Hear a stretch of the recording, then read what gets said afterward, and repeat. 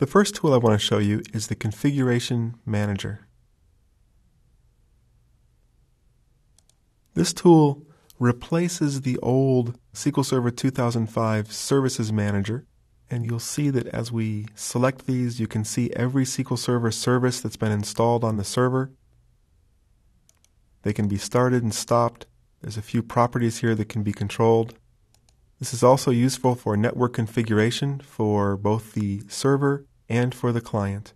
So this is Configuration Manager. The next tool I want to show you is the SQL Server Surface Area Configuration Tool. Now that's a strange name, Surface Area Configuration Tool. The reason it's called this is it allows you to control how much surface area is exposed to potential hacker attack. So the idea is that SQL Server 2005 is shipped with as many features and services turned off as possible to minimize the surface area or the exposed area to hacker attack. The surface area configuration is a central place where things, different features, different connections can be turned on, which opens them up to attack, but you have to turn them on to get them done. It's broken up into two different areas. The first is services and connections. So as you see here, here's a service. Here's remote connections. By default, only local connections are available. On this machine, it's already configured to allow remote connections. Turning on the browser. This is simply another instance of SQL Server, again with the service and with the connections. So this allows you to enable connections. There are more options in the features because SQL Server is installed initially with all these different features turned off. For example, remote queries, the CLR, database mail, service broker, the web assistant, XP command shell.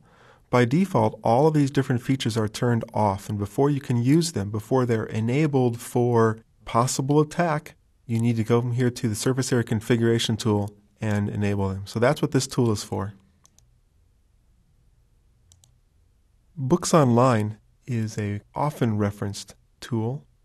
Let's just jump over to it and let me open this up. Because Books Online is very different than it was in SQL Server 2000, let me point out just a couple of options. The index is still similar as far as being able to type in what we want to look for, search for it in the index. However, the search capability is vastly improved. So let me come down here and close the taskbar to give us some more room, and let's try out a search. Let's do Snapshot Isolation, my favorite new feature. Online settings. Let's go ahead and use local help as a primary source. But you'll notice it'll can try to search online as well. So we got back 72 hits for Snapshot Isolation from the local source.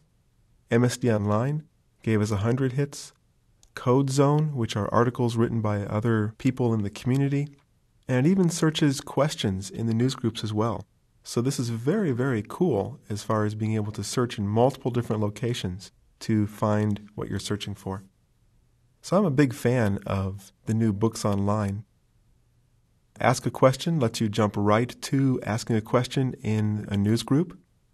There's also the ability to have help favorites and save favorite pages to the help favorites. There's context, quite a few new features here, and it's worth exploring and becoming familiar with Books Online. Let me close this and jump to the next tool. The lesson on indexes coming up later in this training will explain how to design indexes in a logical manner that makes the most sense. SQL Server Profiler, however, is a fantastic tool. And again, when we get to talking about indexes, we will come through here and I'll show you some pretty cool things about this. But while we're giving you an overview of the tools, Profiler allows us to see events inside of SQL Server and also watch the traffic of what is being sent to SQL Server. So for example, we're starting a new trace and we'll call this trace total training 1. Keep the standard template, that's fine. We'll talk more about saving to file and saving a table later on, but I want to show you the events selection. If we say show all events, it opens all this up, and you can see that there are dozens and dozens of different types of events. A favorite of mine would be T-SQL statement completed, which will then give us the text of the SQL, how much CP was used, reads, writes, and a key is a duration for the SQL. So you can see there's a number of different events here that you can get to. And then when this is running, you'll actually see every one of the events being captured. We'll use SQL Server Profiler in depth in the lesson on indexing.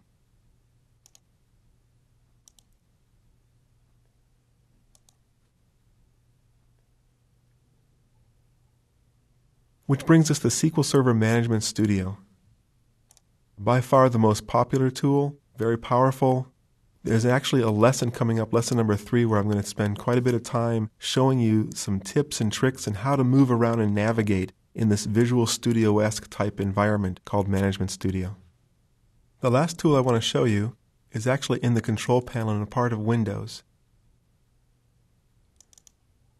It's Performance Monitor. When I open this up, and let me close this out of the way.